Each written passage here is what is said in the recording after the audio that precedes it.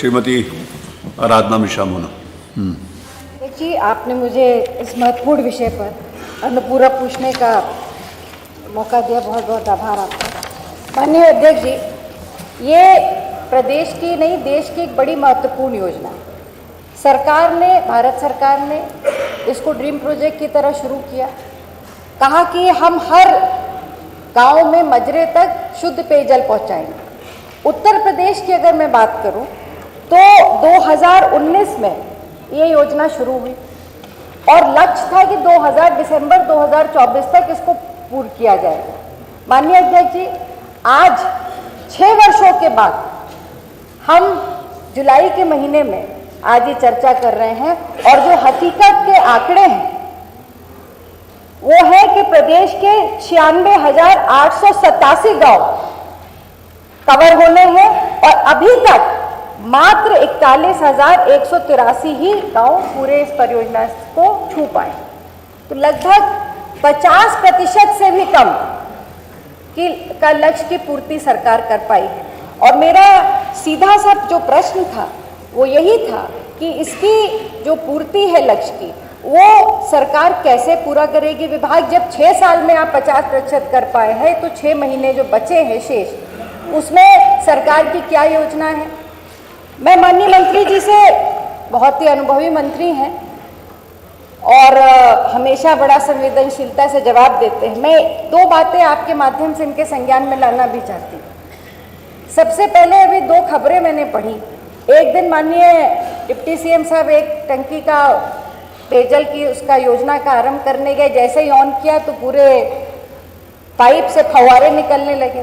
तो कहीं ना कहीं जो मानक के विपरीत जो उसमें इस्तेमाल की जा रही हैं चीज़ें, जो पाइप इस्तेमाल किए जा रहे हैं या उनकी गुणवत्ता कमज़ोर है, वो कहीं ना कहीं उस पर सवाल उठता है।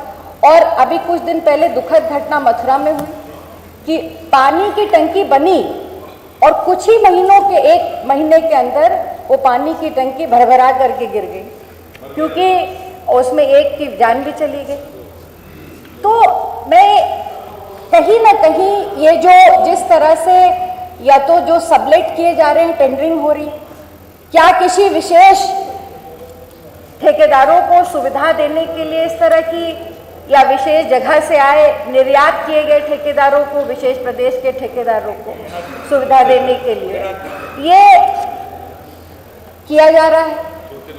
और अगर नहीं है तो उन पर कार्रवाई क्यों नहीं की गई। अब सीधा सा सवाल जो माननीय हमारे सदस्य ने भी उठाया, ये कई बार सदन में आ चुकी है ये बात कि जो सड़कें, ये सरकार का ही राजस्व है, सरकार पीडब्ल्यूडी से, आरईएस से, विभिन्न योजनाओं से, विधायक निधि से, सांसद निधि से सड़कें जो बन रही हैं, उनको ये ठेकेदार जो पाइपलाइन डालते हैं उसको नहीं मरम्मत कर रहे हैं। और उसमें उनकी गलती भी नहीं है, क्योंकि जो बजट उनको दिया गया, जिसपे उन्होंने टेंडर लिया, उसमें इसका कोई प्रावधान भी नहीं। प्रश्न तो ये मानिए थे कि ये विषय महत्वपूर्ण है। बस एक और समस्या है कि जो पानी की टंकी बनेगी उसको ग्राम पंचायत को हैंडओवर कर दिया जाए। अब मैं ये जानना चाहती हूँ कि ग्राम पंचायत के पास रोजमर्रा की गांव की समस्या पूरी करने के लिए तो पैसा है नहीं। वो पैसा उस टंकी की मेंटेनेंस, अगर एक बार मोटर जल जाती है तो लगभग 25,000 से 30,000 का खर्चा आता है। क्या ग्राम पंचायतें सक्षम है उसका निर्वहन करने के लिए? और ऑपरेटर का कि जो वेतन है, मासिक वेतन, वो कौन देगा? ये पूरी तरह से अस्थायी रूप से जो ये व्यवस्था की जा रही है। बिजली का बिल भी महत्वपूर्ण है। कल को बिजली का बिल नहीं होगा तो बंद कर दी, टंकी बंद हो गई, पानी नहीं मिलेगा। और इसके चलते जो सबसे बड़ी समस्या है, अब डिबेट नहीं करना, मंत्री जी बैठे हैं, उसके ऊपर डिबेट नहीं प्लीज। एक मिनट, अब 1 मिनट नहीं, 4 मिनट। हैंडपंप दिए जाते थे ग्रामीण इलाकों में,